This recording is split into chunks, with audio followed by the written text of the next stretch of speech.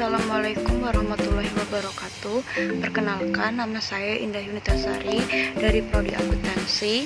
Di sini saya akan menjelaskan tentang hukum perjanjian dari materi mata kuliah aspek hukum dalam bisnis sebagai tugas ulangan tengah semester. Apa itu hukum perjanjian? Hampir semua kegiatan dan tindakan bisnis selalu terkait dan berhubungan dengan perjanjian atau kontrak. Karena kegiatan bisnis selalu merupakan hubungan yang sekurang-kurangnya antara dua orang atau dua pihak yang saling berjanji untuk melaksanakan suatu hal. Dari peristiwa ini, timbullah suatu hubungan antara dua orang atau dua pihak tersebut yang dinamakan perikatan. Perjanjian itu menerbitkan suatu perikatan antara dua orang atau dua pihak yang membuatnya. Pasal 13 KUH Perdata merumuskan peringatan perjanjian sebagai berikut. Perjanjian adalah suatu perbuatan di mana suatu orang atau lebih mengikatkan diri terhadap suatu orang lain atau lebih. Dalam bentuknya, perjanjian itu berupa suatu rangkaian perkataan yang mengundang janji-janji yang diucapkan atau ditulis. Perjanjian adalah sumber perikatan. Di samping sumber lain berupa undang-undang, jadi ada perikatan yang lahir dari perjanjian dan ada perikatan yang lahir karena undang-undang. Perikatan yang lahir dari perjanjian selalu dikehendaki oleh dua orang atau pihak yang membuat suatu perjanjian. Sedangkan perikatan yang lahir dari undang-undang diadakan oleh undang-undang di luar kemauan para pihak yang bersangkutan. Dalam hukum perjanjian dikenal beberapa asas, yaitu yang pertama, asas berkebebasan berkontrak, yang kedua, asas konsensualisme, yang ketiga, asas pacta sunt servanda, yang keempat, asas itikat baik, dan yang kelima, asas kepribadian. Hukum perjanjian memberikan kebebasan yang seluas-luasnya kepada masyarakat, termasuk kepada pelaku usaha untuk mengadakan perjanjian yang berisi apa saja, asalkan tidak melanggar ketertiban umum dan kesusilaan. Mereka diperbolehkan mengatur sendiri kepentingan mereka dalam perjanjian yang dibuat. Kitab Undang-Undang Hukum Perdata juga menganut sistem terbuka, yang mengandung suatu asas kebebasan membuat perjanjian sebagaimana disebutkan dalam pasal 1338 ayat 1 yang berbunyi, semua perjanjian yang dibuat secara sah berlaku sebagai undang-undang bagi mereka yang membuatnya. Atau dengan perkataan lain, bahwa dalam soal perjanjian kita diperbolehkan membuat undang-undang bagi kita sendiri atau asas pacta sunt servanda. Pasal-pasal dari hukum perjanjian hanya berlaku apabila kita tidak mengadakan aturan-aturan sendiri dalam perjanjian yang kita adakan itu. Misalnya, barang yang diperjualbelikan menurut hukum perjanjian harus diserahkan di tempat di mana barang itu berada sewaktu perjanjian jual beli itu tutup. Tetapi dalam hal ini para pihak leluasa untuk memperjanjikan bahwa barang harus diserahkan di kapal, di gudang atau diantar ke rumah. Asas konsensualisme dalam hukum perjanjian artinya bahwa perjanjian yang timbul sudah dilahirkan sejak detik tercapainya kesepakatan.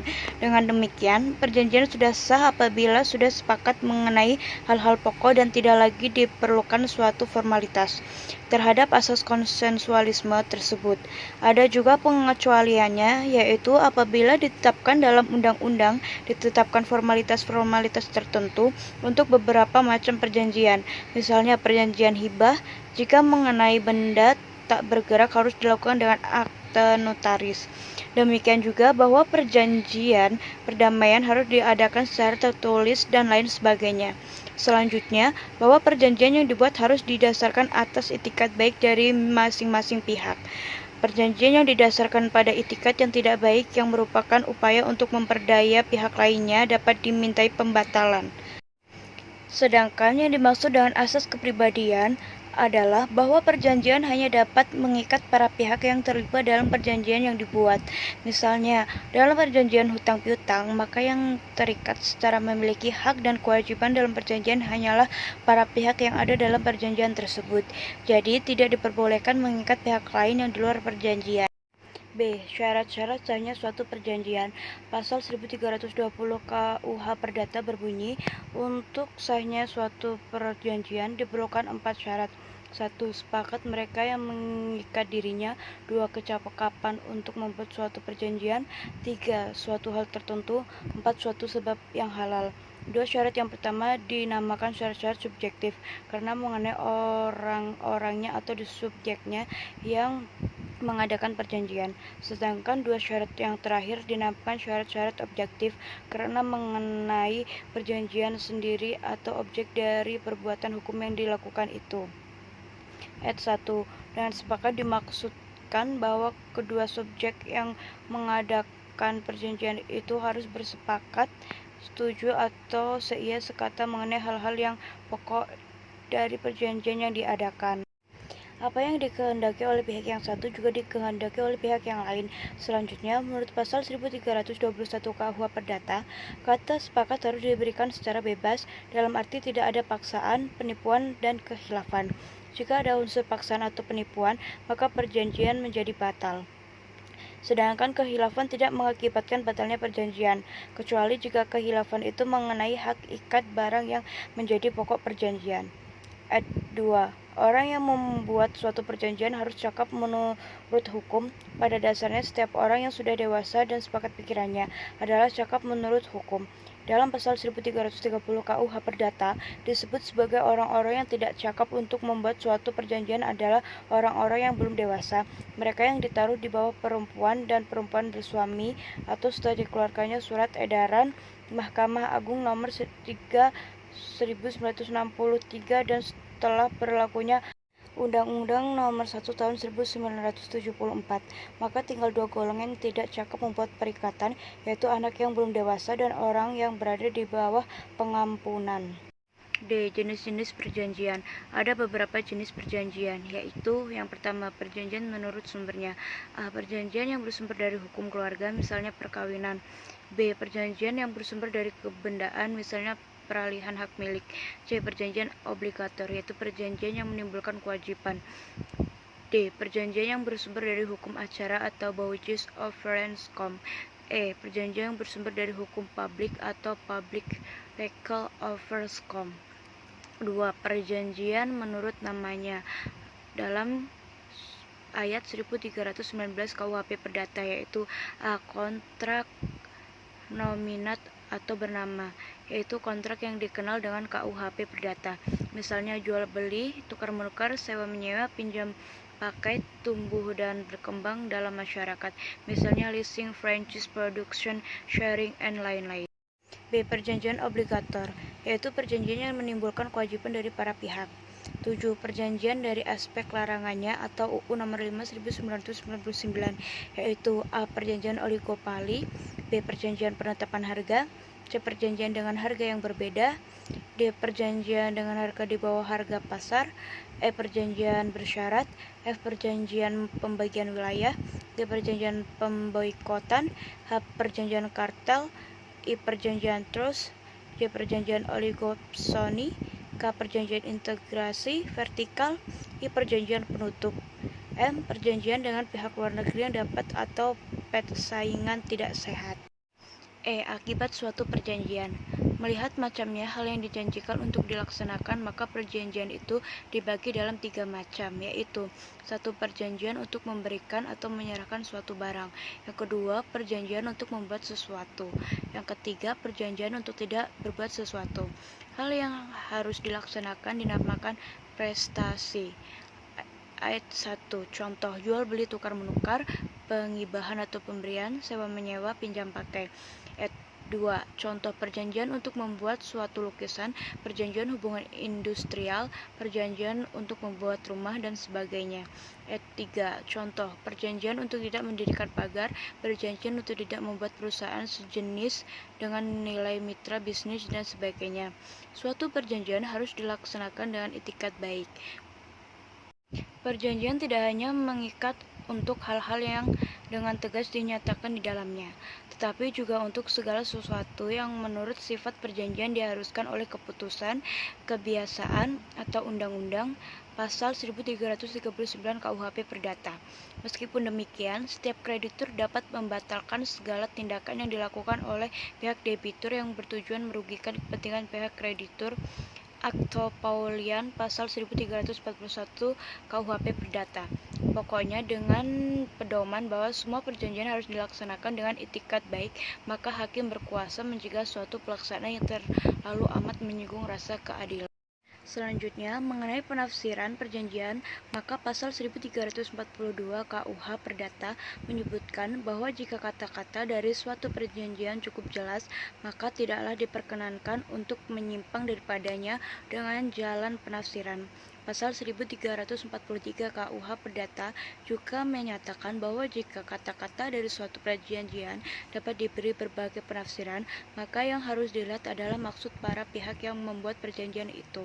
Dalam pasal berikutnya, yaitu pasal 1346 KUH Perdata, menentukan bahwa perikatan yang mempunyai dua arti harus diterangkan menurut kebiasaan di dalam negeri atau di tempat perjanjian itu dibuat.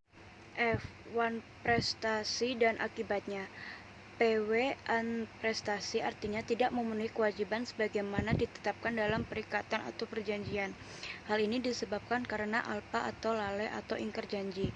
Perkataan wan prestasi berasal dari bahasa Belanda yang berarti prestasi buruk atau wan beher yang berarti penguasaan buruk, wandaad yang berarti perbuatan buruk. Wan prestasi dapat berupa 4 macam. Yang pertama yaitu tidak melakukan apa yang disanggupi akan dilakukannya. Yang kedua, tidak melaksanakan apa yang dijanjikannya tetapi tidak sebagaimana dijanjikan. Yang ketiga, melakukan apa yang dijanjikan tetapi terlambat. Yang keempat, melakukan sesuatu yang menurut perjanjian tidak boleh dilakukannya. Terhadap kelalaian ataupun kealpaan pihak yang wajib melakukan sesuatu, maka ada beberapa sanksi atau hukumannya. Yang pertama yaitu membayar kerugian yang diderita oleh kreditor, pasal 1243 KUH Perdata. Yang kedua, kreditor dapat meminta pembatalan perjanjian melalui pengadilan, pasal 1266 KUH Perdata. Yang ketiga, kreditor dapat meminta pemenuhan perjanjian atau pemenuhan perjanjian disertai ganti rugi dan pembatalan perjanjian dengan ganti rugi, pasal 1607 KUH Perdata. Karena wan prestasi mempunyai akibat-akibat yang begitu penting, maka harus ditetapkan lebih dahulu apakah si berutang melakukan wan prestasi, dan apabila hal itu disangkal, maka harus dibuktikan di muka hakim. Dalam banyak hal adalah tidak mudah untuk mengatakan bahwa seseorang lalai atau alpa karena seringkali juga tidak dijanjikan dan tepat kapan suatu pihak diwajibkan melakukan prestasi yang dalam hal jual beli barang, misalnya tidak ditetapkan kapan barangnya harus diantar ke rumah si pembeli atau kapan pembeli ini harus membayar uang harga barang. Demikian juga dalam hal seseorang meminjamkan uang, sering juga tidak ditentukan kapan uang itu harus dikembalikan. Yang paling mudah untuk menentukan seseorang wan prestasi ialah dalam perjanjian yang bertujuan untuk tidak melakukan suatu perbuatan. Apabila orang itu melakukan, berarti ia melanggar perjanjian yang berarti melakukan wan prestasi. Untuk membuktikan bahwa seseorang telah melakukan wan prestasi, maka pasal 1238 KUH Perdata menyatakan si berutang adalah lalai bila ia dengan surat perintah atau dengan akta sejenis itu telah dinyatakan lalai, atau demi perikatannya sendiri jika ia menetapkan bahwa ia berutang akan harus dianggap lalai dengan lewatnya waktu yang ditentukan. Seorang debitur yang dituduh lalai dan dimintai supaya diberikan hukuman atas kelalaiannya, maka dapat membela diri dengan mengajukan beberapa macam alasan untuk membebaskan dirinya dari hukuman tersebut. Pembelaan tersebut adalah: 1. Pengajuan tuntutan adanya keadaan memaksa. 2. Mengajukan bahwa kreditor sendiri juga telah lalai. Yang ketiga, mengajukan bahwa kreditor telah melepaskan haknya untuk menuntut ganti rugi atau pelepasan. G. Hapusnya perikatan atau perjanjian. Hapusnya perikatan ditentukan dalam pasal 1381 KUH Perdata sebagai berikut. 1. Karena pembayaran. 2. Karena penawaran pembayaran tunai diikuti dengan penyimpanan atau penitipan. Yang ketiga, karena pembaruan utang. Yang keempat, karena perjumpaan utang atau kompensasi. Yang kelima, karena percampuran utang. Yang keenam, karena pembebasan utang. Yang ketujuh, karena musnahnya barang yang terutang. Yang kedelapan, karena kebatalan atau pembatalan. Suatu perjanjian dapat hapus karena 1. Para pihak menentukan berlakunya perjanjian untuk jangka waktu tertentu.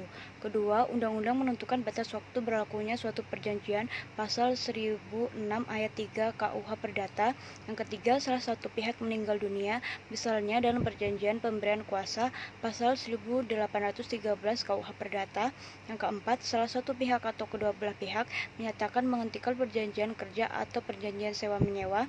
Yang kelima, karena putusan hakim. Yang keenam, tujuan perjanjian tersebut telah tercapai, misalnya dalam perjanjian pemborongan. Yang ketujuh, dengan persetujuan para pihak. H. Perbuatan melawan hukum. Dalam pasal 1365 KUH Perdata ditentukan syarat-syarat untuk menuntut ganti kerugian karena perbuatan melawan hukum. Jika kerugian itu timbul karena ada unsur kesalahan dari pelaku, pasal 1365 KUH Perdata berbunyi, tiap perbuatan yang melawan hukum dan membawa kerugian kepada orang lain mewajibkan orang yang menimbulkan kerugian itu karena kesalahannya untuk mengganti kerugian tersebut. Dari rumusan pasal 1365 KUH Perdata tersebut, maka unsur-unsur perbuatan melawan hukum adalah: 1. Ada perbuatan melawan hukum. Kedua, ada kesalahan. Yang ketiga, ada kerugian. 4. Ada hubungan sebab akibat antara kerugian dan perbuatan. Selanjutnya, dalam perbuatan melawan hukum dilakukan oleh beberapa orang, maka para pelaku tersebut harus bertanggung jawab bersama-sama dan tanggung jawabnya tergantung kepada besar kecilnya kesalahan masing-masing. Untuk kerugian yang ditimbulkannya, mereka bertanggung jawab secara tanggung-menanggung atau tanggung renteng. Sekian presentasi dari saya, ada kurang lebihnya mohon maaf. Wassalamualaikum warahmatullahi wabarakatuh.